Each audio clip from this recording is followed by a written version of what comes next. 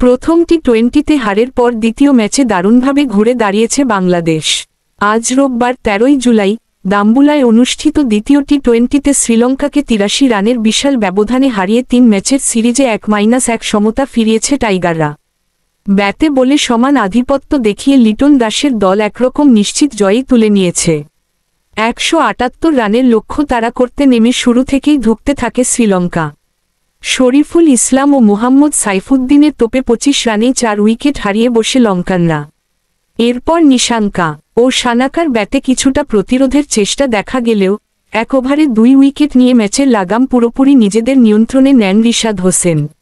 তার ঘূর্ণিতে দিশেহারা হয়ে পড়ে শ্রীলঙ্কার ব্যাটিং লাইন আপ। শেষ পর্যন্ত ৯৪ রানেই গুটিয়ে যায় লঙ্কানদের ইনিংস। বাংলাদেশের পক্ষে রিশাদ একাই ৩ উইকেট শিকার করেন, যেখানে শরীফুল ইসলাম ও মোহাম্মদ সাইফুদ্দিন প্রত্যেকে নেন ২টি করে উইকেট।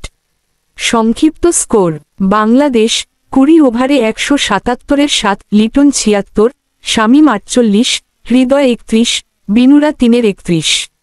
শ্রীলঙ্কা ১৫.২ ওভারে ৯৪, নিশাঙ্কা ৩২, সানাকা ২০, রিশাদ ৩-এর ১৮, শরীফুল ২-এর ১২, সাইফুদ্দিন ২-এর ২১। ফল: বাংলাদেশ ৮৩ রানে জয়ী।